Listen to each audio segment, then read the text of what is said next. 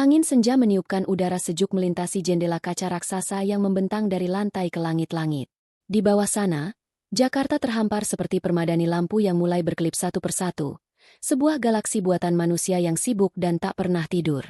Alisa duduk di kursinya. Sebuah tahta kulit hitam yang dirancang khusus untuk menyangga punggungnya dengan sempurna. Di hadapannya, di atas meja mahoni yang luas dan kosong kecuali satu laptop dan sebuah pena mewah, tergeletak lembaran terakhir dari sebuah kontrak bernilai miliaran. Ia baru saja mengakuisisi perusahaan logistik pesaing, sebuah manuver cerdas yang telah ia rencanakan selama 6 bulan. Ada rasa puas yang hening di dalam dirinya, getaran kemenangan yang lebih memabukkan dari anggur termahal sekalipun. Ini adalah dunianya. Ia yang membangunnya, ia yang menguasainya. Setiap gedung pencakar langit di luar sana terasa seperti pion dalam permainan caturnya. Ponselnya di atas meja bergetar, memecah keheningan yang berharga itu. Nama, Bram, tertera di layar. Suaminya. Alisa menghela napas. Rasa puasnya sedikit terkikis, tergantikan oleh sesuatu yang lebih rumit. Ia menggeser ikon hijau. Halo, sapanya. Suaranya tetap tenang dan terkendali. Sayang, Alisa, kau di mana? Masih di kantor? Suara Bram terdengar riang, terlalu riang, seperti nada yang dipaksakan dalam sebuah drama panggung yang buruk.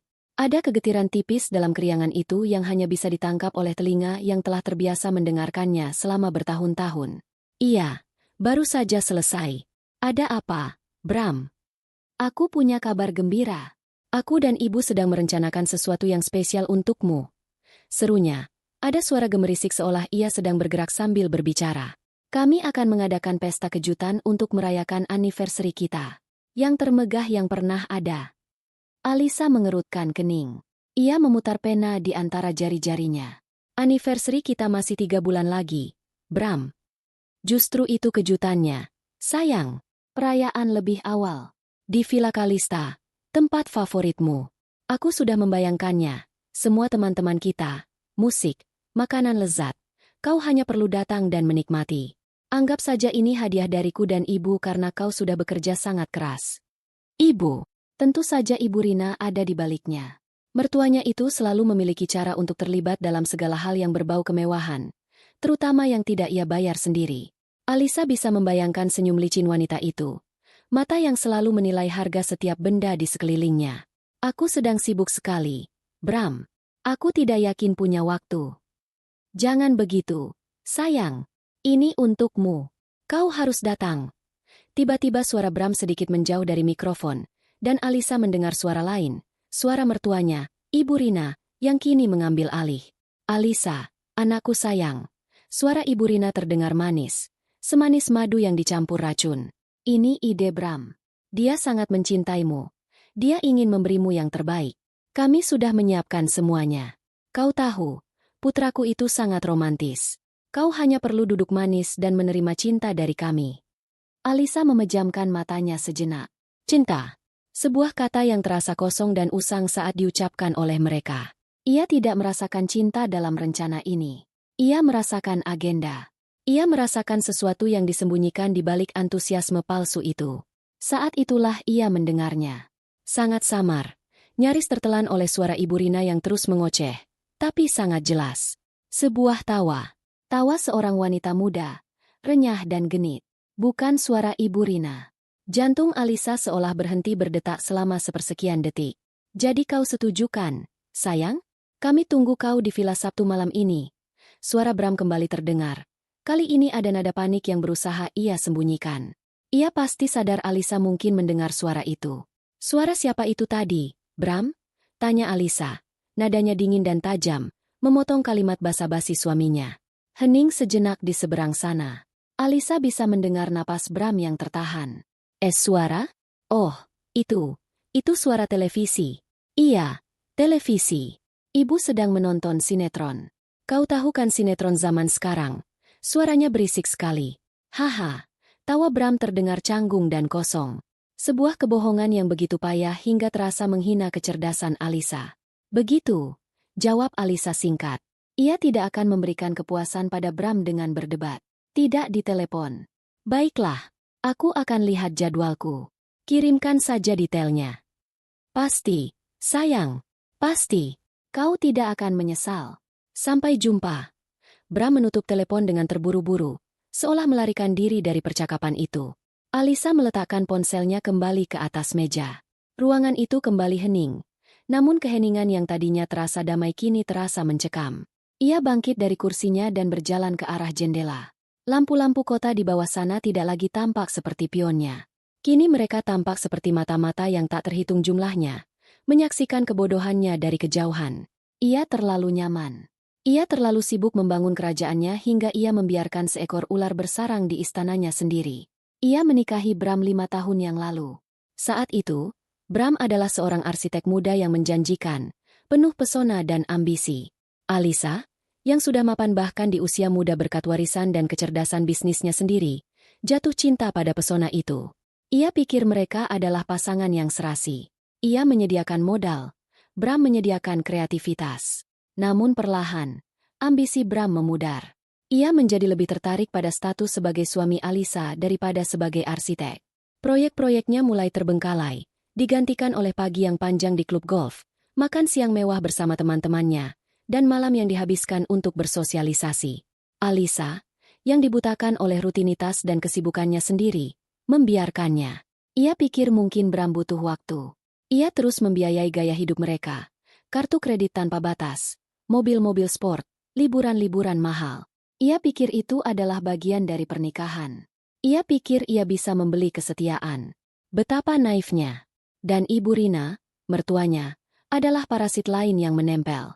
Wanita itu tidak pernah bekerja sehari pun dalam hidupnya. Namun gayanya melebihi seorang ratu. Ia memuja putranya dan memandang Alisa sebagai mesin uang berjalan. Setiap pujian yang keluar dari mulutnya selalu terasa seperti sebuah tagihan yang akan datang. Firasat buruk itu kini bukan lagi sekadar bisikan. Ia telah menjadi jeritan yang memekakan telinga di dalam benaknya. Pesta kejutan. Anniversary yang dimajukan 3 bulan. Kegugupan Bram. Dan tawa wanita itu. Tawa kemenangan yang seolah mengejeknya dari kejauhan. Alisa kembali ke mejanya. Jemarinya yang lentik kini terkepal erat. Amarah yang dingin dan jernih mulai mengalir di pembuluh darahnya, menggantikan keterkejutan dan rasa sakit. Mereka salah memilih panggung. Mereka salah memilih ratu untuk dikhianati. Villa Kalista bukan hanya sekadar properti. Itu adalah bentengnya, simbol dari kerja keras dan kemandiriannya. Dan mereka berani menodainya dengan pengkhianatan murahan mereka. Kau ingin pesta, Bram? Bisik Alisa pada keheningan ruangan kantornya yang mewah. Kau akan mendapatkannya. Matanya menatap tajam ke arah cakrawala kota yang berkilauan. Permainannya mungkin telah dimulai tanpa sepengetahuannya, tapi ia yang akan menentukan bagaimana permainan ini berakhir. Dan di papan caturnya, sang ratu tidak pernah kalah. Malam itu, ia tidak pulang ke rumah megah yang ia tinggali bersama Bram. Ia memesan kamar presidensial di hotel bintang 5 terdekat. Ia butuh ruang. Ia butuh jarak. Ia butuh waktu untuk menyusun strategi perangnya. Pagi datang tanpa kehangatan mentari bagi Alisa. Ia sudah terjaga sejak subuh. Duduk di balkon kamar hotelnya yang menghadap ke jantung kota. Ia tidak tidur. Benaknya bekerja tanpa henti, memutar ulang setiap detail, setiap kejanggalan, setiap kebohongan yang telah ia telan selama ini. Rasa sakit pengkhianatan itu masih ada, sebuah bara panas di dalam dadanya. Namun kini bara itu telah dilapisi oleh es. Es yang terbuat dari amarah dan ketegasan. Hari ini bukan hari untuk meratapi. Hari ini adalah hari untuk bertindak. Setelah mandi air panas yang lama, ia mengenakan setelan kerja berwarna abu-abu arang. Tajam, tanpa kompromi, seperti suasana hatinya. Ia menyisir rambutnya ke belakang menjadi sanggul yang ketat dan rapi. Tidak ada sehelai rambut pun yang boleh keluar dari tempatnya.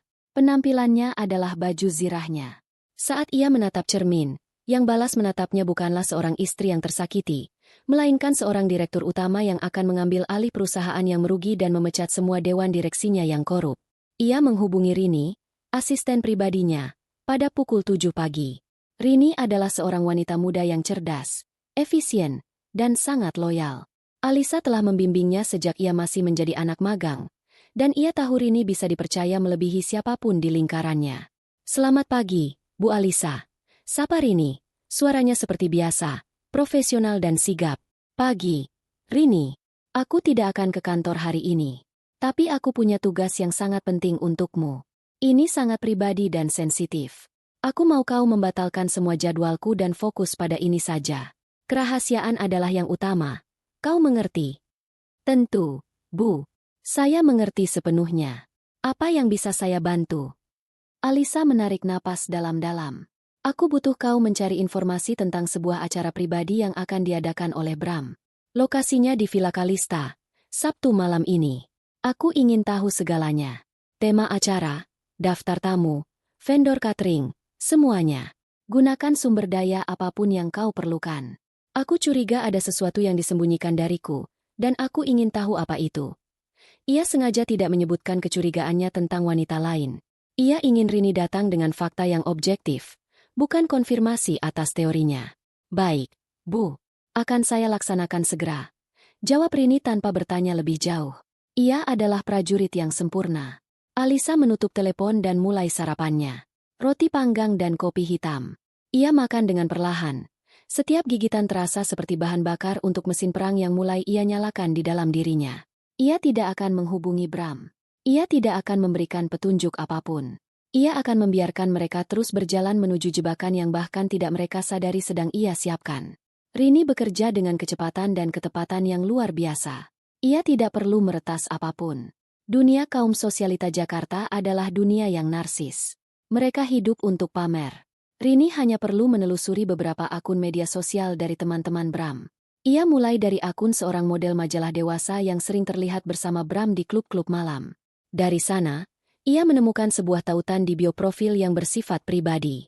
Sebuah tautan undangan digital. Jari Rini gemetar saat ia mengklik tautan itu. Sebuah halaman penuh warna muncul di layar komputernya. Musik instrumental yang romantis mulai bermain secara otomatis. Di bagian atas, dengan huruf kaligrafi emas yang mencolok, tertulis sebuah judul yang membuat perut Rini mual. Perayaan anniversary pernikahan Bramo Clara yang pertama. Di bawah judul itu, terpampang sebuah foto. Bukan foto Bram dan Alisa. Itu adalah foto Bram yang sedang tersenyum lebar, merangkul pinggang seorang wanita muda yang cantik dengan gaun putih. Wanita itu, Clara, bersandar mesra di dada Bram, menunjukkan cincin berlian di jari manisnya ke arah kamera. Mereka tampak seperti pasangan yang sempurna dan bahagia. Dan di bagian paling bawah, detail acara tercetak dengan jelas. Lokasi, Villa Kalista. Waktu, Sabtu malam.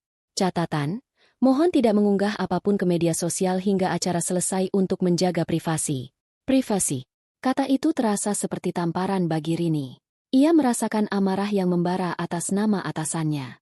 Wanita yang telah memberinya kesempatan, yang ia hormati lebih dari siapapun, sedang dikhianati dengan cara yang paling hina dan pengecut. Dengan tangan yang masih sedikit gemetar karena marah, Rini tidak hanya mengambil tangkapan layar.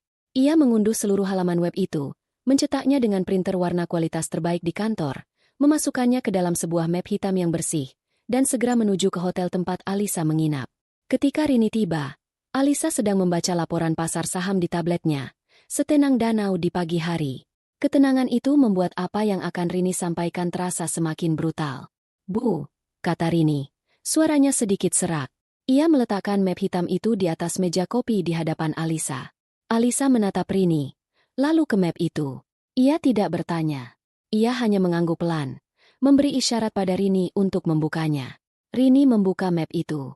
Di lembar pertama, tercetak dengan kualitas foto yang tajam, adalah undangan digital itu. Bram dan Clara tersenyum bahagia. Alisa menatap gambar itu. Ia tidak berkedip. Ruangan itu hening senyap. Hanya terdengar suara pendingin udara yang berdengung pelan. Rasanya seperti waktu berhenti. Dunia di luar jendela, kota yang sibuk itu, lenyap. Yang ada hanya ia dan bukti pengkhianatan yang terpampang nyata di hadapannya. Ia melihat senyum Bram. Senyum yang pernah ia cintai, kini terlihat menjijikan. Ia melihat wanita itu, Clara, wajah yang asing namun sorot matanya penuh kemenangan. Ia melihat cincin di jari wanita itu, cincin yang mungkin dibeli dengan uangnya. Dan ia melihat lokasi itu, Villa Kalista, namanya tertera di sana, diperkosa oleh perayaan haram ini. Rasa sakit itu datang seperti gelombang pasang, mengancam untuk menenggelamkannya. Sebuah rasa sesak yang luar biasa di dadanya. Seolah seseorang meremas jantungnya dengan tangan besi. Ia telah memberikan segalanya pada pria itu. Kepercayaannya, hatinya, kekayaannya. Dan pria itu mengambil semuanya. lalu memberikannya pada wanita lain. Tidak hanya itu, mereka merayakannya. Mereka mengadakan pesta atas kehancuran hatinya, di atas tanah miliknya. Namun gelombang itu tidak menenggelamkannya. Alisa tidak membiarkannya. Ia merasakan gelombang itu surut, dan yang tersisa adalah dasar laut yang keras dan dingin. Rasa sakit itu mengkristal. Ia menjadi sesuatu yang lain. Sesuatu yang solid, tajam, dan sangat berbahaya. Ia mengalihkan pandangannya dari foto itu dan menatap Rini. Mata Alisa tidak menunjukkan kesedihan. Mata itu berkilat dengan cahaya yang dingin dan mengerikan. Cahaya seorang predator yang telah menemukan jejak mangsanya. Rini, kata Alisa. Suaranya sangat pelan, namun setiap kata memiliki bobot seperti baja. Terima kasih. Kau boleh pergi sekarang. Batalkan semua jadwalku hingga hari Senin. Katakan aku sedang tidak enak badan. Bu, Anda baik-baik saja? Tanya Rini, benar-benar khawatir. Alisa tersenyum tipis, sebuah senyuman yang tidak mencapai matanya. Aku tidak pernah merasa lebih baik. Rini, aku tidak pernah merasa lebih jernih. Setelah Rini pergi, Alisa duduk di sana selama hampir 1 jam, menatap undangan itu. Ia tidak lagi melihatnya sebagai sumber rasa sakit. Ia melihatnya sebagai sebuah dokumen strategi. Sebuah peta kelemahan musuh. Mereka sombong. Mereka ceroboh. Mereka meremehkannya. Dan itu akan menjadi kejatuhan mereka. Ia mengambil ponselnya. Jarinya bergerak cepat di atas layar. Tidak ada keraguan sedikitpun. Panggilan pertama bukan untuk Bram. Bukan untuk Ibu Rina. Bukan untuk teman-temannya untuk berkeluh kesah. Panggilan pertama adalah untuk Pak Tirtayasa, pengacara keluarganya. Seorang pria tua yang telah menangani 3 generasi aset keluarganya, yang mulutnya setajam pikirannya dan kesetiaannya tak perlu diragukan. Pak Tirta, sapa Alisa saat panggilan itu tersambung. Ini Alisa. Saya butuh bantuan Anda. Kita perlu mengadakan pertemuan darurat. Segera. Ia mendengar suara Pak Tirta yang tenang di seberang sana. Tentu saja, Alisa. Ada masalah apa? Alisa menatap undangan di atas meja. Ia melihat senyum Bram dan Clara sekali lagi. Saya akan menceraikan suami saya, katanya. Suaranya mantap tanpa getaran sedikit pun. Dan saya akan mengambil kembali semua yang menjadi milik saya hingga ke akar-akarnya. Saya ingin Anda menyiapkan operasi bumi hangus. Hening sejenak. Lalu suara Pak Tirta kembali terdengar, kali ini dengan nada serius yang baru. Saya mengerti. Kirimkan semua yang kau miliki. Kita akan membuat mereka berharap tidak pernah dilahirkan. Alisa menutup telepon. Ia bangkit dan berjalan ke jendela, menatap kota sekali lagi. Kali ini, pemandangannya berbeda. Ia bukan lagi ratu yang dikhianati di istananya. Ia adalah badai yang sedang mengumpulkan kekuatan. Siap untuk menyapu bersih semua yang menghalangi jalannya. Baiklah, Bram, bisiknya pada pantulan dirinya di kaca jendela. Kau ingin pesta. Aku akan datang. Tapi aku yang akan membawa kado utamanya. Kado perpisahan. Senyum dingin terukir di bibirnya. Permainannya akan segera dimulai. Kantor firma hukum Tirtayasa Partners adalah antitesis dari dunia Alisa. Jika ruang kerja Alisa adalah tentang baja, kaca, dan efisiensi abad ke-21, maka kantor Pak Tirtayasa adalah sebuah relik dari zaman yang berbeda. Letaknya di kawasan Menteng yang teduh, di dalam sebuah bangunan kolonial tua yang terawat apik. Udara di dalamnya berbau kertas tua, kayu jati, dan otoritas yang tak terbantahkan. Rak-rak buku yang menjulang hingga ke langit-langit dipenuhi jilid-jilid buku hukum bersampul kulit yang tebal. Saksi bisu dari sengketa-sengketa paling rumit di negeri ini. Pak Tirtayasa, seorang pria berusia akhir 60-an dengan rambut perak yang disisir rapi dan kacamata berbingkai tanduk, duduk di balik meja kerjanya yang masif. Ia telah melihat Alisa tumbuh dari seorang gadis kecil yang pemalu menjadi wanita bisnis yang tangguh. Ia lebih dari sekadar pengacara. Ia adalah penjaga warisan keluarga. Alisa duduk di seberangnya, punggungnya lurus. Tangannya terlipat dengan tenang di atas tas tangannya yang diletakkan di pangkuan. Tidak ada air mata. Tidak ada histeria. Yang ada di matanya adalah kilatan dingin yang mengingatkan Pak Tirtayasa pada kakek Alisa, seorang taipan legendaris yang dikenal karena kecerdasan dan kekejamannya di meja perundingan. Tanpa banyak basa-basi, Alisa mendorong map hitam yang dibawakan Rini ke seberang meja. Ini adalah dasar dari masalah kita, katanya singkat. Pak Tirtayasa memakai kacamatanya dan menarik lembaran cetak itu keluar. Ia mempelajarinya selama beberapa menit dalam keheningan yang total. Ia melihat foto itu, membaca judulnya, memeriksa detail lokasi dan waktu. Wajahnya tidak menunjukkan keterkejutan, hanya kerutan di dahinya yang semakin dalam. Setelah selesai, ia meletakkan kertas itu kembali ke atas meja. Sisi bergambar menghadap ke bawah, seolah itu adalah sampah yang menjijikan. Aku turut prihatin kau harus melalui ini, Alisa, katanya, suaranya dalam dan penuh simpati. Tapi aku lebih terkesan dengan caramu menanganinya. Apa yang kau ingin aku lakukan? Saya menyebutnya, operasi bumi hangus, jawab Alisa, nadanya datar. Saya ingin menceraikannya. Saya ingin mengambil kembali setiap sen, setiap batu bata, setiap helai benang yang pernah saya berikan padanya atau yang ia nikmati karena saya. Saya ingin memastikan bahwa saat semua ini selesai, nama Bram Gunawan tidak lagi memiliki apapun kecuali nama itu sendiri. Tidak ada aset, tidak ada akses, tidak ada tempat berlindung. Pak Tirtayasa mengangguk pelan. Sebuah senyum tipis yang nyaris tak terlihat tersungging di bibirnya. Sebuah strategi yang jelas. Aku suka itu. Baiklah, mari kita susun papan caturnya. Ia membuka sebuah laci dan mengeluarkan sebuah map tebal bertuliskan nama Alisa. Di dalamnya ada salinan dari perjanjian pranikah mereka, yang ditandatangani 5 tahun lalu. Langkah pertama, benteng pertahananmu. Perjanjian ini, katanya sambil mengetuk-ngetuk map itu, dirancang olehku dan almarhum kakekmu. Ini sekuat baja. Tertulis dengan sangat jelas. Semua aset yang kau miliki sebelum pernikahan, semua keuntungan, dividen, atau properti yang dihasilkan dari aset-aset tersebut selama pernikahan, dan semua warisan yang kau terima, adalah 100% milikmu. Tidak dapat diganggu-gugat. Alisa mengangguk. Saya ingat. Bram tidak punya klaim atas apapun. Lanjut Pak Tirtayasa. Rumah yang kalian tinggali, atas namamu. Villa Kalista, atas namamu. Portofolio saham, atas namamu. Koleksi seni, mobil-mobil, bahkan keanggotaan klub golfnya. Semuanya terikat pada perusahaan atau rekening pribadimu. Secara hukum, dia hanyalah seorang tamu jangka panjang dengan beberapa hak istimewa, yang sekarang akan kita cabut. Selama 2 jam berikutnya, mereka membedah kehidupan finansial Alisa dan Bram dengan presisi seorang ahli bedah. Alisa menyediakan semua data yang diperlukan dari tabletnya. Mereka mengidentifikasi 3 kartu kredit tambahan atas nama Bram yang tagihannya dibebankan ke rekening utama Alisa. Mereka melacak rekening bersama yang isinya tidak seberapa. Lebih sering digunakan Bram untuk pengeluaran kecil, yang jumlahnya bisa mencapai ratusan juta sebulan. Baiklah, kata Pak Tirtayasa sambil membuat catatan. Hari Sabtu pagi, tepat pukul 9, aku akan mengajukan perintah pengadilan darurat untuk membekukan rekening bersama ini. Pada saat yang sama, kau akan menelepon bank dan membatalkan 3 kartu kredit itu. Kita potong jalur oksigennya secara serentak. Saat dia mencoba membayar tagihan makan siangnya hari Senin, dia akan menemukan dirinya ditolak. Itu akan menjadi kejutan pertama. Bagus, kata Alisa. Selanjutnya, surat cerai. Kita akan mengajukannya hari Senin pagi.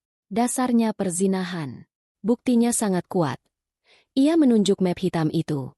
Undangan ini adalah sebuah pengakuan. Ditambah kesaksian dari asistenmu, dan nanti, kesaksian dari puluhan tamu di pesta itu. Kita tidak akan memberinya ruang untuk bernapas. Saya tidak ingin memberinya uang sepeser pun, Pak Tirta. Tidak ada pesangon, tidak ada tunjangan. Dia tidak akan mendapatkannya. Pak Tirtayasa meyakinkan. Perjanjian pranikah melindungimu dari itu. Kita akan menuntutnya atas kerugian moral. Tapi tujuan utamanya bukan uang. Tujuan utamanya adalah mempercepat proses tanpa negosiasi. Kemudian, mereka sampai pada bagian yang paling penting. Puncak dari rencana Alisa. Tentang pesta itu sendiri, kata Alisa. Matanya berkilat. Saya akan datang. Pak Tirtayasa mengangkat alis. Sebuah langkah yang berani. Ini bukan hanya tentang menceraikannya. Ini tentang mengambil kembali apa yang menjadi milik saya dengan cara yang paling teatrikal. Ini tentang penghinaan publik.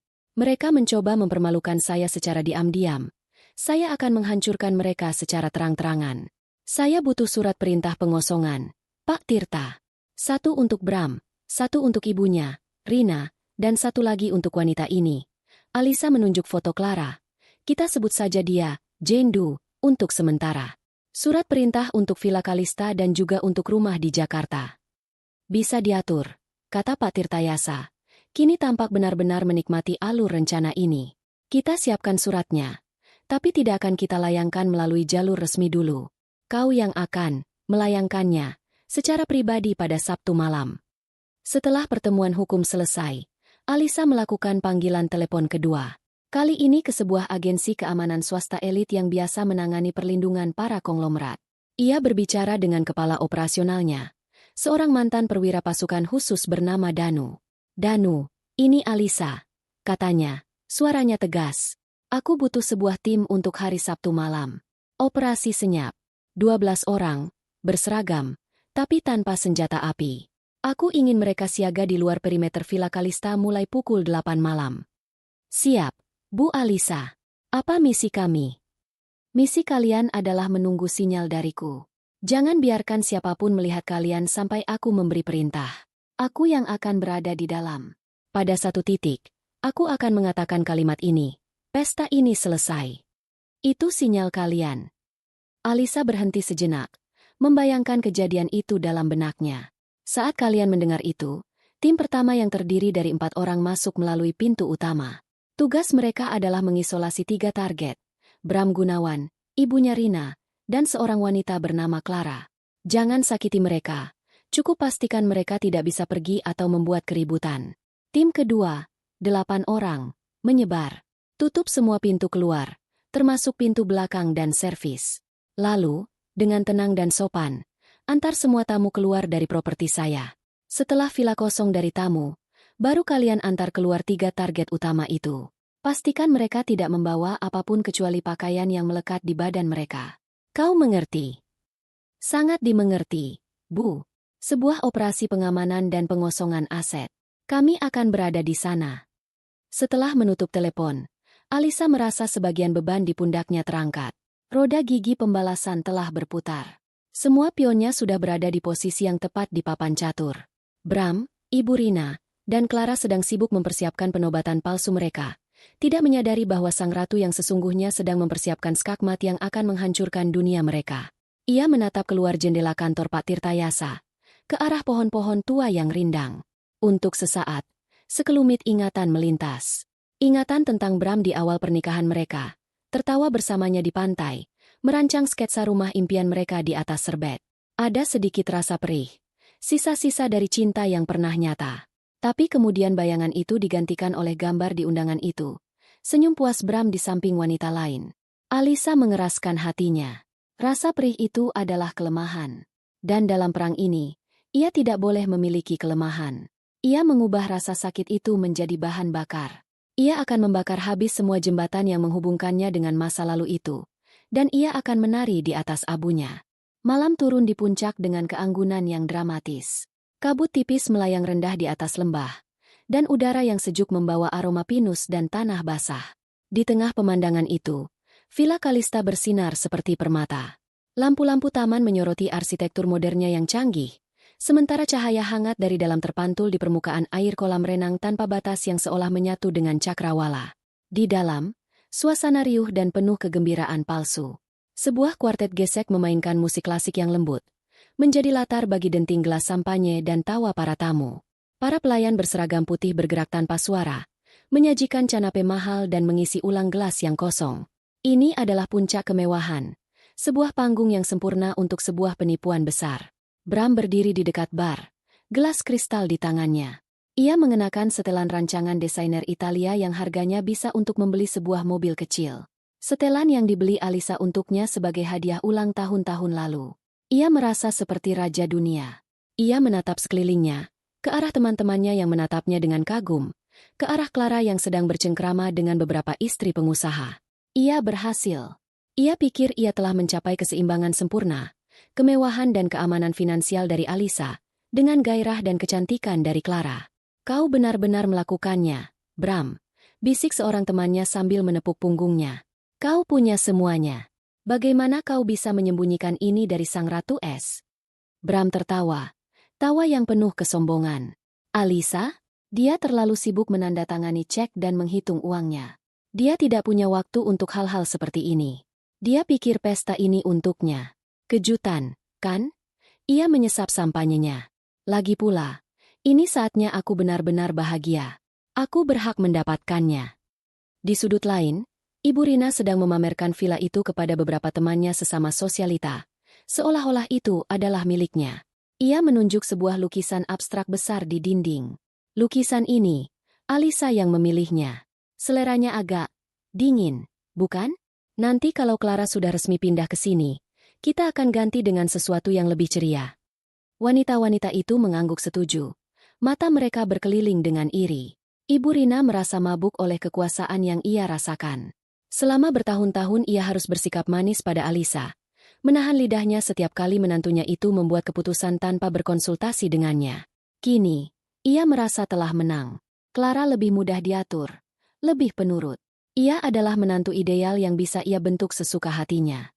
Putranya telah mendapatkan wanita yang tepat, dan ia akan mendapatkan kendali atas kekayaan yang selama ini hanya bisa ia nikmati dari pinggir lapangan. Clara sendiri sedang menjalani fantasi terliarnya. Ia mengenakan gaun malam berwarna perak yang berkilauan, memeluk tubuhnya dengan sempurna. Ia terus-menerus menyentuh kalung berlian di lehernya, hadiah dari Bram. Ia tahu Bram belum secara resmi bercerai, tapi Bram meyakinkannya bahwa itu hanya masalah waktu. Alisa, kata Bram, adalah wanita dingin yang tidak peduli lagi padanya, dan perceraian akan menjadi formalitas yang menguntungkan. Malam ini adalah deklarasi kemenangannya. Ia adalah calon Nyonya Gunawan yang baru. Ia berjalan di sekitar villa, menyentuh perabotan mahal, membayangkan dirinya tinggal di sana. Ia akan mengubah dekorasinya. Ia akan mengadakan pesta-pestanya sendiri. Ia melihat kuartet gesek itu dan berpikir, lain kali aku mau ada DJ dari Paris. Ia benar-benar percaya bahwa semua ini akan segera menjadi miliknya. Ironi terbesar malam itu adalah bahwa setiap kemewahan yang mereka nikmati, setiap teguk sampanye, setiap gigitan salmon asap, setiap nada musik yang indah, semuanya dibayar oleh wanita yang sedang mereka hianati. Villa itu sendiri adalah saksi bisu. Dinding-dindingnya telah mendengar rencana bisnis Alisa yang brilian, tangisnya saat ayahnya meninggal, dan tawanya di hari-hari awal pernikahannya yang masih bahagia. Kini, dinding yang sama dipaksa untuk mendengarkan bualan para penipu ini. Malam semakin larut. Para tamu semakin mabuk oleh alkohol dan suasana kemewahan. Mereka memuji Bram atas keberaniannya, memuji Clara atas kecantikannya, dan secara implisit, menertawakan Alisa di belakangnya. Mereka adalah kawanan serigala yang berpesta di rumah singa betina yang mereka kira sedang tertidur lelap. Akhirnya, momen puncak yang ditunggu-tunggu tiba. Bram, dengan bantuan seorang event organizer, naik ke sebuah panggung kecil yang didirikan di dekat kolam renang. Lampu sorot mengikutinya. Kuartet gesek berhenti bermain. Semua percakapan mereda. Bram mengambil mikrofon, senyumnya lebar dan penuh percaya diri. Ia menatap Clara, yang balas menatapnya dengan penuh puja. Ia mengangkat gelasnya. Selamat malam semuanya. Suaranya menggema melalui pengeras suara. Terima kasih telah datang untuk merayakan momen yang sangat spesial ini bersamaku dan wanita luar biasa di sampingku, Clara. Para tamu bertepuk tangan. Ibu Rina menatap putranya dengan bangga. Matanya berkaca-kaca. Selama setahun terakhir ini, lanjut Bram, aku telah menemukan kembali arti kebahagiaan sejati. Kebahagiaan yang hangat, yang penuh tawa. Ia terus berbicara, mengucapkan kata-kata manis yang telah ia siapkan. Sebuah pidato tentang cinta baru dan awal yang baru. Ia benar-benar berada di puncak dunianya, bermandikan cahaya, menjadi pusat perhatian, buta dan tuli terhadap badai yang sedang berkumpul tepat di luar gerbang vilanya. Ia tidak tahu bahwa setiap kata yang ia ucapkan adalah paku terakhir yang ia tancapkan di peti matinya sendiri. Ia tidak tahu bahwa pesta ini memang akan menjadi sebuah awal yang baru. Awal dari kejatuhannya yang telak. Dan karena itu, suara Bram menggema dengan keyakinan yang dibuat-buat. Gelas sampanyenya terangkat tinggi. Mari kita bersulang untuk awal yang baru. Untuk cinta, untuk tawa, dan untuk masa depan yang cerah. Tepat saat bibirnya akan menyentuh gelas.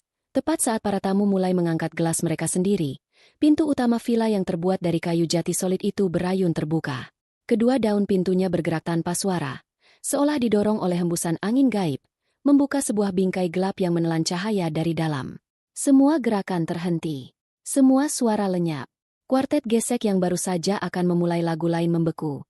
Busur mereka menggantung di udara. Para tamu menoleh serempak, tertarik oleh kevakuman yang tiba-tiba muncul. Bahkan para pelayan berhenti di tempat. Nampan mereka seimbang dengan sempurna. Di ambang pintu itu, siluet seorang wanita berdiri melawan cahaya temaram dari luar. Untuk sesaat, ia hanya sebuah bentuk, sebuah bayangan. Lalu ia melangkah maju, masuk ke dalam cahaya, dan seluruh ruangan seolah menahan napas. Itu Alisa. Ia mengenakan gaun sutra berwarna merah darah. Warnanya begitu pekat dan hidup, seolah menyerap semua cahaya lain di ruangan itu, membuat warna-warni pesta yang meriah menjadi kusam dan murahan. Gaun itu memeluk tubuhnya dengan sempurna, sederhana namun memancarkan kekuatan yang tak terbantahkan. Rambut hitamnya yang panjang disanggul dengan rapi, memperlihatkan leher jenjang dan tulang selangkanya. Riasannya minimalis, namun matanya yang tajam dan bibirnya yang semerah gaunnya dilukis dengan presisi yang mematikan. Ia tidak tampak seperti seorang istri yang datang untuk membuat keributan. Ia tampak seperti seorang dewi pembalasan yang datang untuk menagih utang. Di atas panggung kecilnya, wajah Bram membeku. Senyumnya yang lebar terkunci di tempat selama beberapa detik sebelum akhirnya luruh, digantikan oleh ekspresi horor dan ketidakpercayaan mutlak. Warna mengering dari wajahnya, membuatnya tampak pucat pasi di bawah lampu sorot. Gelas sampahnya di tangannya sedikit bergetar, menumpahkan sedikit isinya ke lantai marmer yang mahal. Di sampingnya, Clara, yang tadinya berseri-seri penuh kemenangan, kini tampak seperti seekor rusa yang terperangkap lampu sorot, matanya membelalak panik. Di antara kerumunan, senyum bangga di wajah Ibu Rina berubah menjadi seringai kaku. Ia seolah menyusut di tempatnya, mencoba bersembunyi di balik tamu lain, seolah tatapan Alisa bisa menembus keramaian dan membakarnya hidup-hidup. Alisa tidak mengatakan apapun. Ia hanya berdiri di sana, membiarkan keheningan yang mencekam melakukan tugasnya. Ia memindai ruangan itu dengan tatapan dinginnya. Matanya bergerak dari satu wajah ke wajah lain. Ia melihat teman-teman Bram yang tercengang, para sosialita yang mulai berbisik-bisik di balik tangan mereka, para mitra bisnis yang tampak sangat tidak nyaman. Ia mengunci semua wajah itu dalam ingatannya. Lalu, ia mulai berjalan. Setiap langkahnya disengaja dan penuh perhitungan. Tumit stiletonya yang tipis mengetuk lantai marmer, menciptakan suara klik yang tajam dan ritmis, satu-satunya suara di ruangan yang luas itu. Klik, klik, klik. Setiap ketukan terdengar seperti detak jam menuju eksekusi. Ia berjalan melewati para tamu yang secara naluriah menyingkir, memberinya jalan seolah ia adalah seorang ratu yang sedang berjalan melewati rakyat jelata. Ia tidak melihat ke kiri atau ke kanan. Matanya terpaku lurus ke depan, ke arah panggung kecil tempat suaminya berdiri membatu seperti patung. Perjalanan dari pintu utama ke tengah ruangan terasa seperti selamanya. Itu adalah sebuah prosesi, sebuah ritual. Ia sedang mengklaim kembali wilayahnya, langkah demi langkah. Udara di ruangan itu menjadi berat, syarat dengan ketegangan yang begitu pekat hingga nyaris bisa disentuh. Para tamu bisa merasakannya. Ini bukan drama rumah tangga biasa. Ini adalah sesuatu yang jauh lebih purba, lebih fundamental. Ini adalah perebutan kekuasaan. Saat ia berhenti tepat di depan panggung, Bram akhirnya berhasil menemukan suaranya, meskipun yang keluar hanyalah bisikan serak yang diperkuat oleh mikrofon. Alisa, sayang, kau di sini. Ia mencoba tertawa. Suara yang keluar terdengar seperti orang tercekik. Ini dia kejutannya. Aku hanya berlatih pidato untukmu. Kebohongan itu begitu menyedihkan, begitu transparan, hingga beberapa tamu meringis mendengarnya. Alisa sedikit memiringkan kepalanya. Seulas senyum tipis, sedingin es, menyentuh bibirnya. Kejutan? Ulangnya. Suaranya tenang dan jernih, namun memotong keheningan seperti pecahan kaca. Tidak perlu mikrofon. Setiap orang di ruangan itu mencondongkan tubuh ke depan untuk menangkap setiap katanya. Oh, aku memang sangat terkejut, Bram. Terkejut menemukan ada pesta pengkhianatan yang dirayakan dengan begitu meriah di rumahku. Ia berhenti sejenak, membiarkan kata pengkhianatan dan rumahku menggantung di udara. Terkejut melihat sampahnya yang kubayar digunakan untuk bersulang demi kehancuran pernikahanku. Dan terutama, lanjutnya, matanya kini beralih dan menatap tajam ke arah Clara yang gemetar. Terkejut melihat ada orang asing yang merasa nyaman berdiri di tempat yang bukan miliknya. Sebuah desahan kolektif terdengar dari kerumunan. Bisikan-bisikan kini menjadi lebih keras. Orang-orang mulai mengerti. Ini bukan kejutan anniversary. Ini adalah sesuatu yang jauh lebih gelap. Sebelum Bram atau siapapun bisa bereaksi, Alisa membalikkan badan sedikit, tidak lagi hanya fokus pada panggung, melainkan menyapa seluruh ruangan. Ia mengangkat suaranya, tidak berteriak, tapi memproyeksikannya dengan otoritas seorang pemimpin. "Selamat malam, semuanya," sapanya, seolah ia adalah tuan rumah yang sesungguhnya. "Sepertinya telah terjadi sedikit kesalahpahaman. Saya lihat kalian semua menikmati malam ini, dan saya turut senang. Tapi demi kejelasan, nama saya Alisa Suryadiningrat." Ia sengaja menggunakan nama gadisnya, nama keluarganya yang kuat dan berpengaruh. "Dan villa ini, Villa Kalista, beserta semua isinya, adalah milik saya. Bukan milik pria di panggung itu, bukan milik ibunya, dan tentu saja bukan milik wanita di sampingnya." Ia berhenti, membiarkan informasi itu meresap. Beberapa tamu mulai tampak pucat, menyadari bahwa mereka telah menjadi bagian dari sandiwara yang memalukan. Mereka adalah saksi dari penghinaan seorang wanita yang sangat berkuasa di wilayah kekuasaannya sendiri. "Saya tidak tahu persisnya pesta apa yang sedang kalian hadiri malam ini," Alisa melanjutkan. Nadanya kini berubah menjadi lebih tajam. "Tapi saya bisa pastikan satu hal. Ini bukan pesta anniversary saya. Dan siapapun yang mengatakan demikian, telah berbohong kepada kalian semua." Dengan pernyataan itu, ia telah menarik garis pertempuran dengan jelas. Ia tidak hanya melawan Bram, ia melawan seluruh narasi palsu yang telah dibangun Bram. Ia memposisikan dirinya bukan sebagai korban, melainkan sebagai sumber kebenaran, sang pemilik sah yang istananya telah disusupi. Matanya kembali tertuju pada Bram, yang kini tampak benar-benar hancur. Topengnya telah direnggut paksa, memperlihatkan wajah asli seorang penipu yang panik dan tidak berdaya. Badai itu tidak lagi mendekat. Badai itu telah tiba, dan namanya adalah Alisa. Dan ia baru saja akan memulai tiupan anginnya yang paling kencang. Keheningan yang menyusul pernyataan Alisa terasa lebih berat dari sebelumnya. Itu adalah keheningan yang penuh dengan rasa malu, ketidaknyamanan, dan antisipasi akan apa yang terjadi selanjutnya. Para tamu saling berpandangan, banyak yang mulai mundur perlahan, mencari rute pelarian terdekat dari drama yang memalukan ini. Mereka datang untuk menikmati kemewahan gratis, bukan untuk menjadi penonton di barisan depan sebuah eksekusi sosial. Tepat pada saat itu, Alisa memberikan sinyal yang telah ia rencanakan. Sebuah anggukan kepala yang nyaris tak terlihat. Seperti hantu, 12 pria berbadan tegap dan berseragam hitam polos masuk ke dalam ruangan. Mereka tidak berlari atau berteriak. Mereka bergerak dengan efisiensi yang senyap dan terlatih, menyebar dengan cepat namun tanpa menimbulkan kepanikan. 4 orang langsung menuju ke arah panggung, sementara 8 lainnya dengan tenang memblokir semua pintu keluar, termasuk pintu kaca geser yang menuju ke taman. Kehadiran mereka seketika mengubah suasana dari pertengkaran domestik menjadi sebuah operasi pengambil alihan yang terencana. Bram, melihat orang-orang berbadan tegap itu mendekat, akhirnya tersentak dari kelumpuhannya. "Alisa, apa-apaan ini? Kau memanggil preman ke rumah kita sendiri?" teriaknya, campuran antara kemarahan dan ketakutan yang putus asa. "Pertama," balas Alisa, suaranya tetap tenang mematikan. "Ini rumahku, bukan rumah kita. Kau sepertinya terus melupakan detail penting itu. Kedua, mereka bukan preman.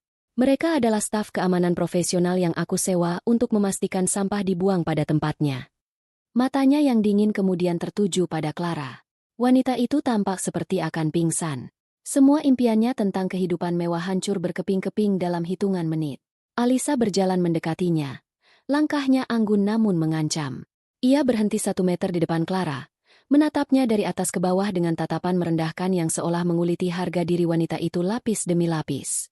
"Anda," kata Alisa. Nadanya begitu pelan hingga hanya Clara dan orang-orang terdekat yang bisa mendengarnya.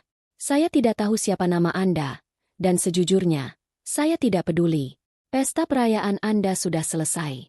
Ambil tas Anda, lepaskan perhiasan yang bukan milik Anda, dan keluar dari rumah saya. Sekarang."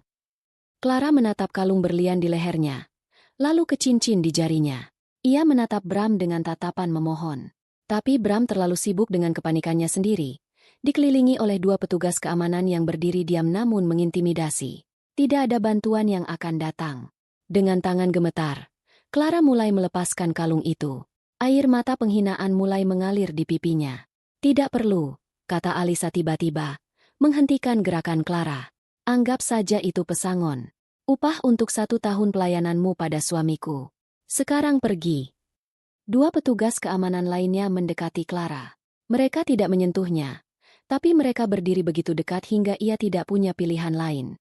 Dengan isak tangis yang tertahan, Clara berjalan menjauhi panggung, melewati kerumunan tamu yang menatapnya dengan campuran kasihan dan cemoohan. Ia diantar menuju pintu depan seperti seorang pencuri yang tertangkap basah. Selanjutnya, Alisa memutar tubuhnya menghadap Ibu Rina, yang telah berusaha keras untuk tidak menarik perhatian. Tapi tidak ada tempat bersembunyi. Alisa berjalan ke arahnya, dan kerumunan itu kembali terbelah seperti laut merah. "Dan Anda, Ibu Rina," sapa Alisa, suaranya tanpa emosi. "Saya harap Anda menikmati sampanyenya tadi. Saya harap rasanya sangat enak. Karena itu adalah minuman terakhir yang akan Anda nikmati atas biaya saya. Saya telah menoleransi keserakahan dan mulut manismu selama bertahun-tahun demi menghormati putra Anda. Tapi malam ini, rasa hormat itu telah mati." "Alisa, jaga ucapanmu. Aku ini mertuamu," desis Ibu Rina. Wajahnya memerah karena marah. "Status itu adalah sebuah hak istimewa, bukan hak abadi," balas Alisa. "Dan Anda, bersama putra kesayangan Anda, telah mencabut hak istimewa itu sendiri. Tempat Anda tidak lagi di sini. Tidak di villa ini, tidak di rumah saya di Jakarta, tidak di dalam hidup saya." Ia memberi isyarat kepada dua petugas keamanan lainnya. "Tolong, antar nyonya ini keluar." Ibu Rina mencoba melawan. Ia mulai berteriak, memaki Alisa sebagai menantu tidak tahu berterima kasih, sebagai wanita jahat. Tapi teriakannya terdengar kosong dan menyedihkan. Para petugas dengan sopan namun tegas memegang lengannya dan mulai membawanya pergi. Perlawanannya sia-sia. Ia diseret keluar, meninggalkan jejak teriakan yang menggema sejenak sebelum akhirnya lenyap di telan malam. Kini, hanya tersisa satu orang. Target utama. Alisa kembali menghadap panggung. Ia menatap Bram, suaminya. Pria yang pernah ia cintai, pria yang telah ia bangun dan manjakan, kini berdiri sendirian, dilucuti dari semua pendukungnya, tampak kecil dan menyedihkan di bawah lampu sorot. "Alisa, kumohon," bisik Bram, suaranya pecah. "Jangan lakukan ini. Kita bisa bicarakan ini baik-baik. Aku minta maaf." "Maaf?" Alisa tertawa kecil, tawa tanpa kegembiraan. "Maaf tidak akan mengembalikan kepercayaanku yang kau injak-injak. Maaf tidak akan menghapus penghinaan yang kau rencanakan untukku malam ini. Tidak ada lagi yang perlu dibicarakan. Bram, kau sudah mengatakan semua yang perlu ku ketahui dengan pidato manismu tadi."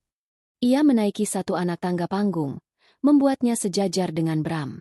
Ia menatap lurus ke matanya. "Kau tahu apa kesalahan terbesarmu, Bram? Kau meremehkanku. Kau pikir aku hanya mesin uang yang bodoh dan tidak peduli. Kau lupa siapa aku sebenarnya. Kau lupa siapa yang membangun istana tempatmu bermain sebagai raja palsu." Ia mundur selangkah. "Semua yang kau kenakan," katanya sambil menunjuk setelan mahal Bram. "Mobil sport yang kau parkir di depan, gaya hidup mewah yang kau pamerkan kepada teman-temanmu, semuanya berasal dariku. Dan malam ini, aku mengambilnya kembali." Ia berbalik dan memberikan perintah terakhirnya. Suaranya kini lantang dan bergema di seluruh ruangan yang hampir kosong, karena sebagian besar tamu sudah melarikan diri. Pesta ini selesai. Itu adalah sinyal yang ditunggu-tunggu. Para petugas keamanan yang tersisa mulai bergerak serempak, dengan sopan namun tegas mengarahkan para tamu terakhir yang masih terpaku untuk keluar. "Bapak, Ibu, mohon maaf. Acara telah berakhir. Silahkan menuju pintu keluar." Bram, yang kini benar-benar sendirian dan tak berdaya, diapit oleh dua petugas. Ia tidak melawan lagi. Semangatnya telah patah. Ia diantar menuruni panggung dan berjalan di jalan yang sama yang baru saja dilalui oleh ibu dan selingkuhannya. Jalan kehinaan. Saat ia melewati Alisa, ia berhenti sejenak. "Kau akan menyesal, Alisa," desisnya dengan sisa-sisa harga diri yang ia miliki. Alisa bahkan tidak menoleh padanya. "Satu-satunya penyesalanku, Bram, adalah tidak melakukan ini bertahun-tahun yang lalu." Ia diantar keluar dan dilemparkan ke malam yang dingin, ditinggalkan di jalan berkerikil di luar gerbang besi yang kini tertutup rapat. Di dalam, Alisa berdiri sendirian di tengah-tengah kekacauan yang ia ciptakan.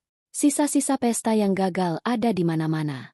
Gelas-gelas yang ditinggalkan, serbet-serbet yang kusut, makanan yang mulai dingin. Tapi untuk pertama kalinya setelah sekian lama, udara di dalam vilanya terasa bersih. Racunnya telah dikeluarkan. Ia berjalan perlahan ke tepi kolam renang tanpa batas, menatap lembah yang gelap dan langit yang berbintang. Ia menarik napas dalam-dalam, memenuhi paru-parunya dengan udara malam yang sejuk dan jernih. Perasaan yang menyelimutinya bukanlah kebahagiaan. Bukan juga kesedihan. Itu adalah sesuatu yang lain. Sebuah rasa puas yang dingin dan absolut. Rasa ketika keseimbangan alam semesta telah dipulihkan. Pertempuran pertama telah dimenangkan dengan telak. Dan kini, ia siap untuk memulai perang yang sesungguhnya. Minggu pagi tiba bukan dengan kelembutan embun, melainkan dengan bau apak dari spray tipis dan cahaya matahari yang menyelinap kasar melalui celah gorden yang kotor. Bram terbangun dengan kepala berdenyut di sebuah kamar motel murah di pinggiran kota. Pemandangan pertama yang menyambutnya bukanlah kolam renang tanpa batas atau pelayan yang membawakan kopi, melainkan ibunya, Ibu Rina, yang duduk di tepi tempat tidur, menatapnya dengan mata bengkak dan penuh kebencian. Rambut Ibu Rina yang biasanya tertata rapi kini acak-acakan. Riasannya luntur, meninggalkan jejak hitam di bawah matanya. Gaun pestanya yang mahal tampak konyol dan tidak pada tempatnya di tengah kekumuhan ruangan itu. Mereka berhasil mendapatkan kamar itu setelah Bram menjual jam tangan Rolex-nya dengan harga yang sangat murah di sebuah pegadaian dini hari tadi. Uang tunai itu, yang kini tersimpan di dompet Ibu Rina, adalah satu-satunya tali penghubung mereka dengan dunia normal. Jadi apa rencanamu sekarang, hah? Desis Ibu Rina. Suaranya serak karena amarah dan dehidrasi. Lihat apa yang telah kau perbuat. Kita diusir seperti anjing. Dipermalukan di depan semua orang.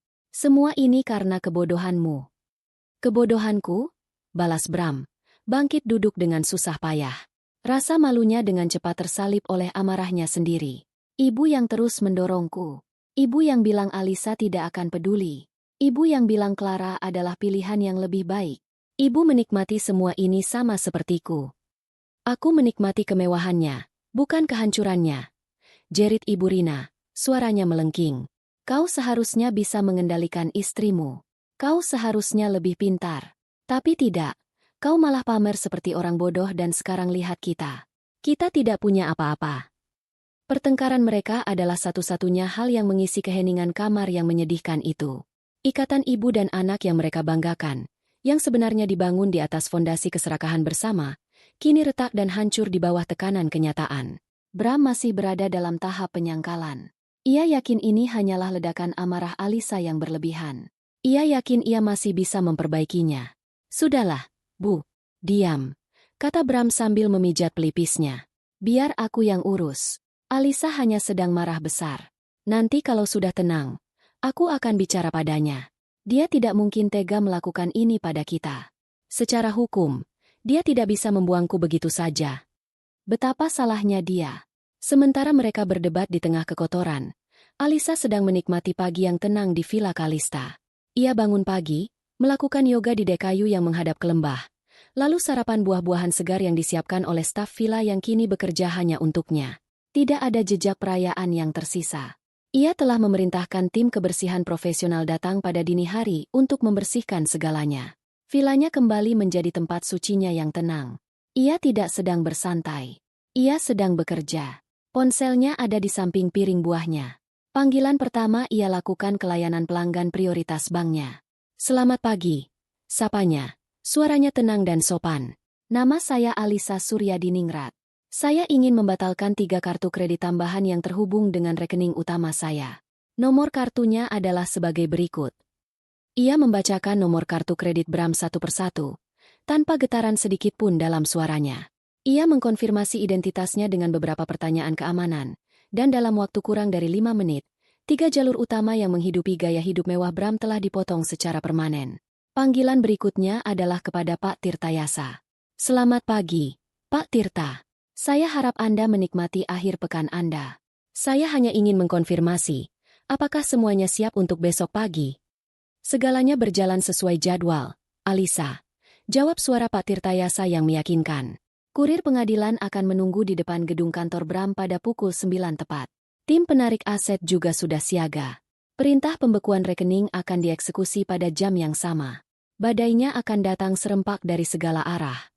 Sempurna, kata Alisa. Terima kasih atas kerja keras Anda. Senin pagi adalah hari eksekusi. Bram, setelah pertengkaran hebat lainnya dengan ibunya, memutuskan untuk mengambil tindakan. Ia akan pergi ke kantornya. Atau lebih tepatnya, ruang kerja mewah yang disewakan Alisa untuk firma arsitekturnya yang hampir tidak pernah menghasilkan keuntungan. Ia akan mandi di sana, memakai salah satu setelan cadangannya, dan mendatangi Alisa dengan penampilan yang pantas. Ia naik taksi ke gedung perkantoran megah di pusat bisnis Jakarta. Saat ia melangkah keluar dari taksi, seorang pria berseragam mendekatinya. "Apakah Anda Bapak Bram Gunawan?" "Ya, saya," jawab Bram ketus. Pria itu menyerahkan sebuah amplop coklat tebal. "Anda telah dilayani." Bram membuka amplop itu dengan perasaan jengkel. Di dalamnya ada setumpuk dokumen hukum. Di halaman paling atas, dengan huruf tebal, tertulis, "Surat gugatan cerai." Matanya memindai halaman itu dengan cepat. Namanya sebagai tergugat, nama Alisa sebagai penggugat, dan di bagian alasan gugatan, satu kata tertera dengan jelas, perzinahan.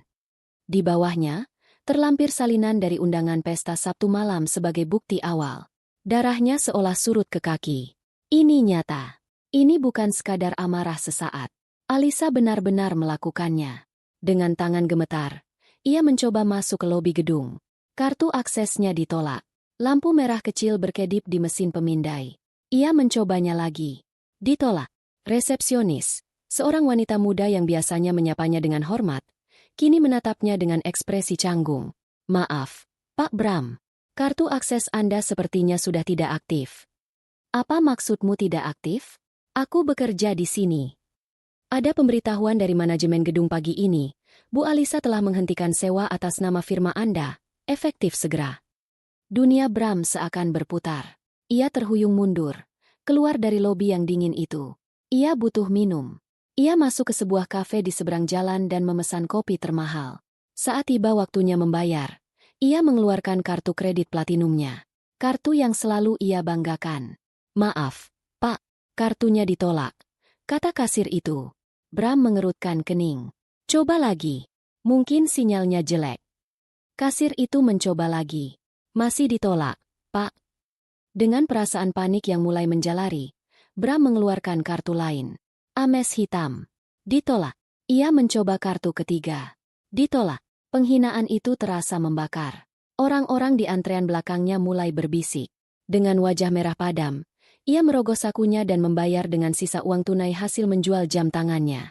Ia duduk di sudut kafe, membuka aplikasi perbankan di ponselnya. Rekening bersama mereka menunjukkan saldo nol. Tidak hanya itu, ada catatan, rekening dibekukan atas perintah pengadilan. Panik. Panik yang murni dan total kini mencengkeramnya. Ia tidak punya akses ke kantor. Ia tidak punya uang. Tiba-tiba ia teringat mobil sport kesayangannya yang terparkir di parkiran khusus di gedung itu. Setidaknya ia masih punya itu. Ia bergegas kembali ke gedung, menuju area parkir. Dan di sana, ia melihat pemandangan yang menghancurkan sisa-sisa harga dirinya. Mobil Porsche birunya sedang diangkat ke atas sebuah truk derek. 2 orang petugas sedang mengencangkan tali pengikatnya. "Hei, apa yang kalian lakukan?" "Itu mobil saya," teriaknya sambil berlari mendekat. Seorang pria berclipboard mendekatinya. "Maaf, Pak, kami dari perusahaan leasing. Kami mendapat perintah dari pemilik terdaftar, yaitu PT Surya Kencana, perusahaan induk Alisa, untuk menarik kembali aset ini." Bram hanya bisa berdiri terpaku, menyaksikan mobil kesayangannya, simbol status dan kejantanannya, dibawa pergi meninggalkannya di tengah asap knalpot truk derek. Dalam keputusasaan, ia mencoba menghubungi teman-temannya. Orang-orang yang tertawa bersamanya di pesta, yang memujinya. Panggilannya tidak diangkat. Yang lain menjawab, tapi begitu mendengar suaranya, mereka langsung membuat alasan. "Maaf, Bram, aku sedang rapat." Wah, lagi di luar negeri nih. Berita tentang penghinaan di Villa Kalista pasti sudah menyebar seperti api di kalangan mereka. Ia adalah paria. Ia beracun. Terakhir, ia mencoba menghubungi Clara. Nomornya tidak aktif. Pesan yang ia kirim tidak terkirim. Wanita yang semalam ia panggil, cinta sejatinya, telah lenyap di telan bumi, membawa serta kalung dan cincin berlian sebagai kenang-kenangan. Ia kini benar-benar sendirian. Tidak sepenuhnya. Ia masih punya ibunya, yang kini pasti sedang menunggunya dengan rentetan omelan baru di motel kumuh itu. Bram berdiri di trotoar yang ramai, di antara orang-orang yang lalu lalang. Namun ia belum pernah merasa selemah dan setidak terlihat ini sepanjang hidupnya. Ia terkunci dari dunianya. Badai hukum Alisa bukan hanya merobohkan pohonnya, tapi juga mencabutnya hingga ke akar-akarnya, tidak menyisakan apapun selain tanah yang hangus. Kontras adalah sebuah kemewahan yang kini hanya bisa dinikmati oleh Alisa. Sementara dunia mantan suaminya runtuh menjadi puing-puing, dunianya justru sedang ditata ulang dengan ketenangan dan efisiensi yang luar biasa. Hari Selasa, ia berada di penthouse megah yang pernah ia bagi dengan Bram. Namun kini, udara di dalamnya terasa berbeda. Lebih ringan, lebih bersih. Ia tidak datang untuk bernostalgia. Ia datang untuk melakukan pembersihan. Di bawah pengawasannya, beberapa staf rumah tangga dengan cekatan memasukkan semua barang pribadi Bram ke dalam kardus-kardus murahan.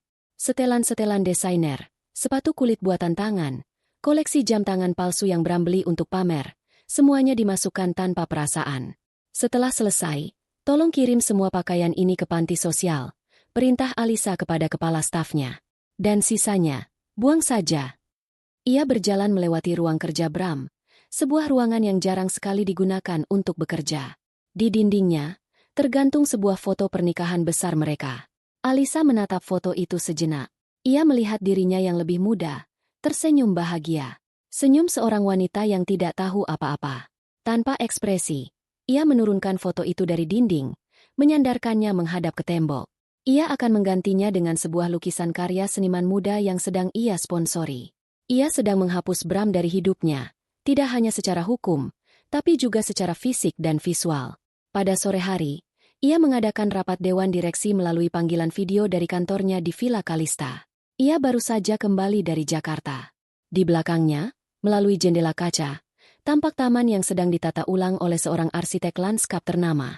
Ia telah memutuskan untuk membongkar area panggung kecil di dekat kolam renang, menggantinya dengan sebuah taman zen dengan kolam ikan koi. Sebuah simbol transformasi dari panggung drama menjadi tempat meditasi. Dalam rapat itu, Alisa tampil lebih tajam, lebih fokus, dan lebih cemerlang dari sebelumnya. Beban di pundaknya telah terangkat, dan energinya kini 100% tercurah pada kerajaannya. Di kantor Pak Tirtayasa, proses hukum berjalan mulus. Pengacara yang disewa Bram, seorang pengacara kelas bawah yang jelas dibayar dengan sisa-sisa uang pegadaian, mencoba membuat beberapa manuver. Ia menuduh Alisa melakukan kekejaman emosional, mencoba mengklaim sebagian aset sebagai harta gonogini yang dibangun bersama. Pak Tirtayasa hanya tertawa di ruang sidang. Ia menyajikan bukti yang tak terbantahkan, perjanjian pranikah yang solid, bukti kepemilikan tunggal Alisa atas semua aset bahkan sebelum menikah, dan catatan keuangan yang menunjukkan Bram sama sekali tidak memberikan kontribusi finansial. Sebaliknya, ia menjadi beban finansial yang masif. Ditambah dengan bukti perzinahan yang terang-terangan, kasus ini bahkan tidak layak disebut pertempuran. Itu adalah sebuah pembantaian hukum. Hakim dengan cepat menolak semua klaim dari pihak Bram. Di sisi lain kota, di dunia yang terasa seperti dimensi yang berbeda, kejatuhan dari langit ketujuh itu terasa menyakitkan di setiap detiknya. Bram dan Ibu Rina terpaksa meninggalkan motel setelah uang mereka habis. Dengan menjual anting emas terakhir milik Ibu Rina, mereka berhasil mengumpulkan cukup uang untuk menyewa sebuah kamar kontrakan bulanan di sebuah gang sempit di belakang pasar. Tempat itu adalah neraka. Cat di dindingnya mengelupas, memperlihatkan lapisan lumut yang lembab. Hanya ada satu bola lampu redup yang tergantung di langit-langit, berkelip-kelip seolah akan mati. Kasur tipis diletakkan di lantai, dan bau comberan dari got di luar menyelinap masuk melalui ventilasi. Mereka harus berbagi satu kamar mandi kotor dengan 10 penghuni lainnya. Ini adalah kebalikan dari semua yang pernah mereka kenal. Di sanalah ikatan mereka benar-benar membusuk. Tidak ada lagi kepura-puraan. Yang ada hanya saling tuding yang pahit dan penuh kebencian. Ini semua salahmu, jerit Ibu Rina pada suatu sore yang panas. Keringat membasahi daster murah yang ia kenakan. Kalau saja kau tidak begitu sombong dan bodoh, kita tidak akan berakhir di tempat menjijikan ini. Aku seharusnya punya menantu yang lain. Oh, diamlah, Bu, balas Bram. Suaranya parau karena putus asa. Ia sedang mencoba memperbaiki kipas angin bekas yang baru ia beli. Ibu pikir aku menikmati ini? Selama ini aku yang menanggung semua keinginan ibu. Tas mahal, liburan, arisan sosialita. Semuanya dari uang Alisa. Ibu tidak pernah peduli padaku. Ibu hanya peduli pada uangnya. Setidaknya saat itu kita hidup seperti raja. Sekarang kita hidup seperti tikus. Pertengkaran mereka menjadi musik latar dari kehidupan baru mereka. Bram, dengan ego yang hancur, mencoba mencari pekerjaan. Tapi reputasinya telah hancur. Tidak ada firma arsitektur yang mau mempekerjakannya. Ia mencoba pekerjaan kasar, menjadi kuli bangunan, tapi tubuhnya yang terbiasa hidup enak tidak kuat. Ia hanya bertahan 2 hari sebelum akhirnya menyerah. Mereka hidup dari hari ke hari, dari sisa uang sewa yang semakin menipis. Makanan mereka adalah nasi bungkus murah atau mie instan. Kemewahan terbesar adalah sebotol air minum dingin. Ibu Rina menghabiskan hari-harinya dengan menangis dan mengutuk nasibnya, sementara Bram lebih sering duduk termenung di depan pintu, menatap gang yang becek dengan tatapan kosong. Pria yang pernah mengendarai Porsche dan minum sampahnya mahal itu kini bahkan tidak punya uang untuk membeli sebungkus rokok. Suatu malam, Alisa sedang makan malam di sebuah restoran mewah di puncak gedung bersama Rini, asistennya yang setia. Itu adalah sebuah perayaan kecil atas keberhasilan sebuah proyek baru. Mereka tertawa, menikmati steak yang lezat dan pemandangan kota yang gemerlapan dari atas. Alisa merasa damai, bebas, dan penuh harapan akan masa depan. Pada saat yang hampir bersamaan, bermil-mil jauhnya di bagian kota yang terlupakan, Bram dan Ibu Rina sedang berebut bungkus terakhir mie instan di kamar kontrakan mereka yang gelap dan pengap. Itu jatahku. Aku yang membelinya dengan sisa uang terakhir. Suara mereka yang penuh amarah dan keputusasaan tenggelam oleh hiruk-pikuk kehidupan malam di gang sempit itu. Mereka telah jatuh. Bukan hanya jatuh miskin, tapi jatuh ke tingkat rendah dari martabat manusia. Dari langit ketujuh yang mereka ciptakan dengan kebohongan, mereka terhempas ke dasar neraka yang mereka gali dengan keserakahan mereka sendiri. Dan sepertinya, tidak ada jalan untuk kembali. Bulan-bulan berikutnya adalah pelajaran panjang tentang kejatuhan. Bagi Bram dan Ibu Rina, waktu tidak lagi diukur dengan jam atau hari, melainkan dengan rasa lapar dan tingkat keputusasaan. Kamar kontrakan mereka yang pengap telah menjadi penjara. Uang sewa untuk bulan kedua telah jatuh tempo, dan pemilik kontrakan, seorang pria gemuk dengan kaos singlet kotor, telah memberi mereka peringatan terakhir. Kalau sampai akhir minggu ini tidak bayar, semua barang kalian saya lempar ke jalan. Ancamnya, sambil menunjuk ketumpukan pakaian kumal dan beberapa panci butut di sudut ruangan. Pertengkaran di antara ibu dan anak itu telah lama berhenti. Tidak ada lagi energi untuk saling menyalahkan. Yang tersisa hanyalah keheningan yang berat, dipenuhi oleh aroma putus asa dan penyesalan yang asam. Mereka telah mencoba segalanya. Bram mencoba mengemis pada kerabat jauh melalui telepon, hanya untuk disambut dengan penolakan yang dingin atau nomor yang tiba-tiba diblokir. Ibu Rina mencoba menghubungi teman-teman arisannya, tapi mereka semua seolah lenyap dari muka bumi. Mereka terisolasi, terbuang, seolah menderita penyakit menular yang membuat semua orang menjauh. Pada suatu sore yang lembab, saat mereka hanya bisa menelan ludah mendengar penjual bakso lewat di depan gang, sebuah ide muncul di benak Ibu Rina. Ide yang lahir dari keputusasaan paling dalam. Ia menatap putranya, yang duduk merosot di lantai, menatap dinding kosong dengan mata seekor anjing yang dipukuli. Bram, bisiknya, suaranya parau, hanya ada satu jalan keluar. Bram tidak menoleh. Jalan apa? God di depan itu. Jangan bodoh, desis Ibu Rina. Secercah energi lamanya kembali. Alisa, kita harus menemuinya. Bram tertawa, suara serak yang kering. Menemuinya? Untuk apa? Agar dia bisa meludahi kita secara langsung. Bukan, kata ibunya, kini merangkak mendekat. Matanya yang biasanya penuh keserakahan kini dipenuhi kelihayan seekor tikus yang terpojok. Kita tidak akan datang dengan amarah. Kita akan datang dengan penyesalan. Kita akan merendahkan diri kita. Bram, kita akan memohon.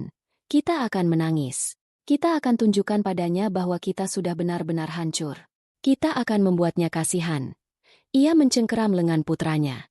Tidak peduli sekeras apa dia tetap seorang wanita. Hati wanita bisa luluh melihat penderitaan. Mungkin dia akan memberi kita sedikit uang untuk memulai lagi. Bram menatap ibunya. Pada awalnya, seluruh egonya memberontak. Merendahkan diri di hadapan wanita yang telah menghancurkannya adalah hal terakhir yang ingin ia lakukan. Tapi kemudian ia melihat sekeliling kamar yang menjijikan itu. Ia merasakan keroncongan di perutnya. Ia mencium bau dirinya sendiri yang sudah berhari-hari tidak mandi dengan layak. Ia sudah tidak punya harga diri lagi untuk dipertaruhkan. Baiklah, katanya pelan. Baiklah, kita coba. Keesokan paginya, mereka memulai ziarah kehinaan mereka. Mereka mengenakan pakaian terbaik yang mereka miliki, yang tetap saja terlihat kotor dan lecek. Mereka berjalan kaki beberapa kilometer ke halte bus terdekat, karena ongkos taksi adalah sebuah kemewahan yang tak terbayangkan. Di dalam bus kota yang penuh sesak, Orang-orang menjauh dari mereka, menutup hidung karena bau asam keringat dan keputusasaan yang melekat pada mereka. Tatapan-tatapan itu terasa seperti ribuan jarum kecil yang menusuk sisa-sisa martabat mereka. Akhirnya, mereka tiba. Di hadapan mereka menjulang menara surya kencana. Sebuah bangunan megah dari baja dan kaca biru yang berkilauan di bawah matahari Jakarta, seolah menusuk langit. Itu adalah simbol dari kekuatan Alisa, sebuah monumen dari dunia yang telah mencampakkan mereka. Dengan langkah berat, mereka masuk ke dalam lobi.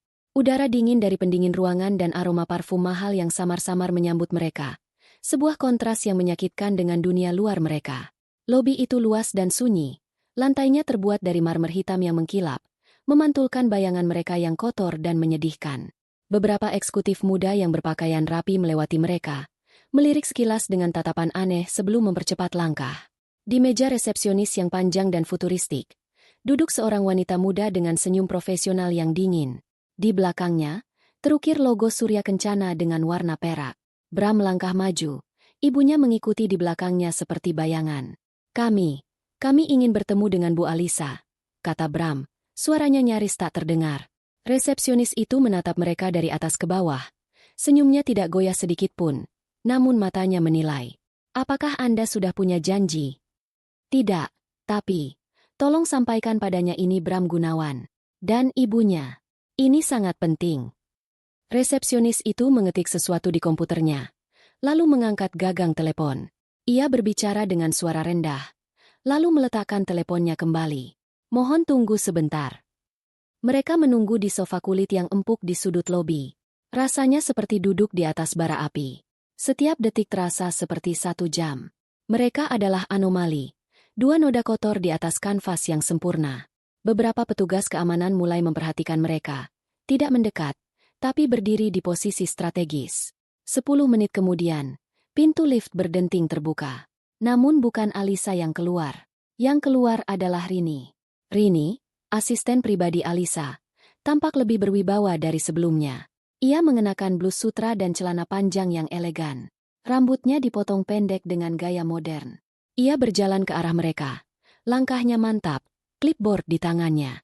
Ia berhenti di hadapan mereka, menatap 2 sosok menyedihkan yang pernah menjadi atasannya secara tidak langsung. Pak Bram, Bu Rina, sapanya. Suaranya datar dan profesional. Tidak ada kehangatan. Tidak ada permusuhan. Hanya efisiensi yang dingin. Rini, tolonglah kami. Ibu Rina langsung menyambar, mencoba meraih tangan Rini. Kami perlu bicara dengan Alisa. Kami ingin minta maaf. Kami benar-benar menyesal.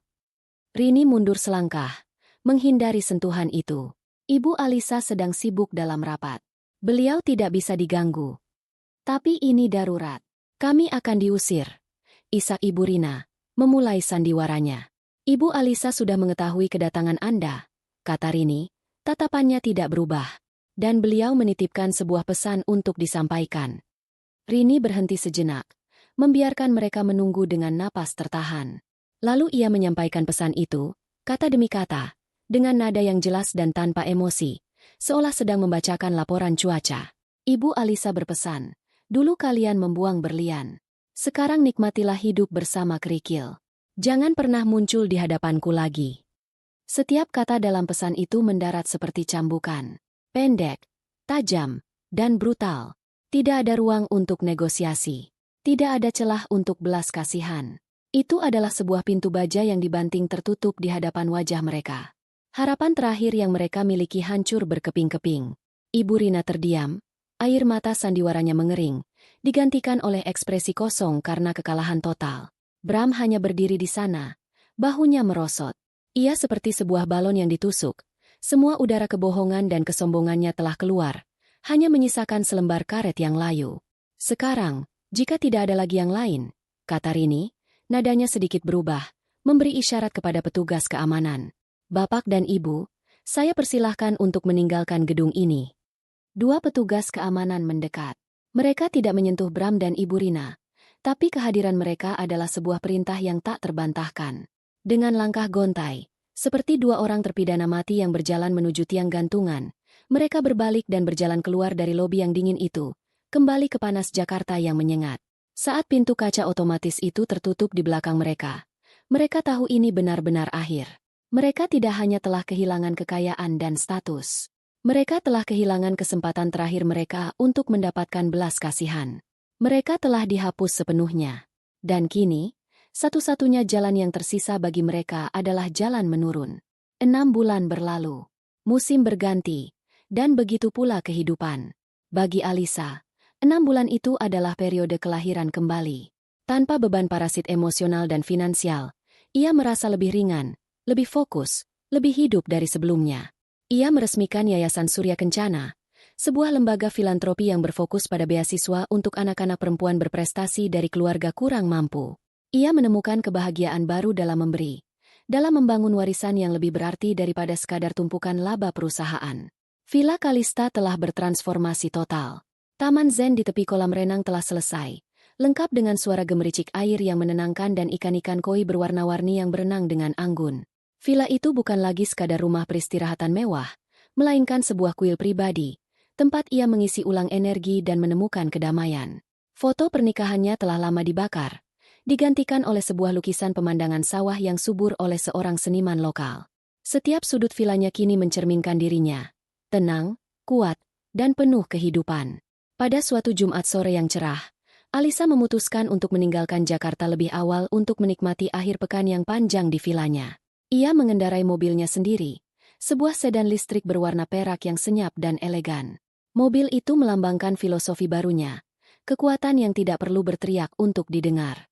Dengan jendela sedikit terbuka, membiarkan udara pegunungan yang sejuk masuk, dan musik jazz instrumental yang lembut mengalun dari pengeras suara, ia merasa benar-benar damai. Ia menghabiskan 2 hari berikutnya dengan membaca buku di tepi kolam renang, berjalan-jalan di kebun teh, dan makan malam sederhana di bawah bintang-bintang. Ia tidak merasa kesepian. Ia merasa utuh. Hari Minggu sore, saatnya untuk kembali ke kota. Ia mengemudikan mobilnya dengan santai menuruni jalanan puncak yang berkelok-kelok. Matahari sore memancarkan cahaya keemasan, melukis langit dengan warna oranye dan ungu. Ia merasa segar, siap untuk menghadapi minggu yang baru. Saat mobilnya memasuki sebuah kota kecil di kaki gunung, ia berhenti di sebuah persimpangan lampu merah. Sambil menunggu lampu berganti hijau, pandangannya tanpa sadar berkelana ke sisi jalan, ke sebuah area di belakang pasar tradisional yang agak kumuh. Di sana, di samping tumpukan sampah yang menggunung dan beberapa gerobak kosong, ada pemandangan yang menarik perhatiannya. 2 sosok, compang-camping dan sangat kotor. Mereka tampak lebih seperti tumpukan kain bekas daripada manusia. Rambut mereka gimbal dan kusam, kulit mereka gelap karena terbakar matahari dan berlapis daki. Mereka sedang berjongkok di dekat sebuah tempat sampah besar yang terbuka. Alisa memperhatikan mereka dengan rasa ingin tahu yang samar, seperti seorang turis yang melihat pemandangan lokal yang tidak biasa. Ia melihat salah satu dari mereka, sosok yang lebih kecil, berhasil menarik sesuatu dari tumpukan sampah. Sepertinya sebuah kantong plastik berisi sisa makanan. Sosok yang lebih besar, seorang pria, mencoba merebutnya. Terjadilah perebutan yang menyedihkan. Mereka saling mendorong, mengeluarkan suara geraman seperti binatang liar yang memperebutkan bangkai. "Ini punyaku. Aku yang lihat duluan," jerit sosok wanita itu. Suaranya melengking dan parau, suara yang anehnya terasa akrab. "Bagi sedikit. Aku lapar," balas sosok pria itu. Suaranya serak dan putus asa. Dan saat itulah Alisa mengenali mereka. Itu bukan karena wajah mereka, yang hampir tidak bisa dikenali di balik lapisan kotoran dan penderitaan. Itu adalah sesuatu dalam gerak tubuh mereka, dalam nada suara mereka. Keangkuhan yang hancur dalam postur pria itu. Keserakahan yang putus asa dalam lengkingan wanita itu. Itu Bram dan Ibu Rina. Mereka telah mencapai dasar. Dari kamar kontrakan yang kumuh, mereka pasti telah diusir, dan kini jalanan adalah rumah mereka. Mereka telah menjadi gelandangan, persis seperti yang pernah diucapkan Alisa dalam hatinya. Pembalasannya telah menjadi kenyataan dengan cara yang paling harfiah dan menyedihkan. Alisa menatap mereka. Ia menunggu merasakan sesuatu. Mungkin sedikit rasa kemenangan. Mungkin sisa-sisa amarah. Atau mungkin setitik rasa kasihan. Tapi yang datang hanyalah kehampaan. Ia tidak merasakan apa-apa. Mereka bukan lagi mantan suami atau mantan mertuanya. Mereka bukan lagi monster dalam hidupnya. Mereka hanyalah 2 orang asing yang menyedihkan di pinggir jalan. Sebuah adegan tragis yang tidak ada hubungannya lagi dengannya. Mereka telah menjadi begitu kecil, begitu tidak relevan, hingga mereka bahkan tidak bisa lagi memancing emosi darinya. Dan dalam ketiadaan perasaan itulah, Alisa menemukan kemenangan terakhirnya yang paling absolut. Ia telah benar-benar bebas. Lampu lalu lintas berubah menjadi hijau. Tanpa menoleh lagi, tanpa ragu sedikit pun, Alisa dengan lembut menginjak pedal akselerator. Mobil listriknya yang senyap meluncur mulus ke depan, meninggalkan persimpangan itu. Ia melirik sekilas ke kaca spion. Dua sosok itu masih bergulat di dekat tumpukan sampah. Sebuah gambar kecil yang dengan cepat menyusut dan kemudian menghilang dari pandangan. Alisa mengalihkan pandangannya kembali ke jalan di depan. Cakrawala Jakarta sudah mulai terlihat di kejauhan, berkilauan di bawah sisa-sisa cahaya senja. Masa depannya menunggunya di sana. Bersih, cerah, dan sepenuhnya menjadi miliknya. Dan ia melaju ke arahnya, tanpa pernah menoleh ke belakang lagi.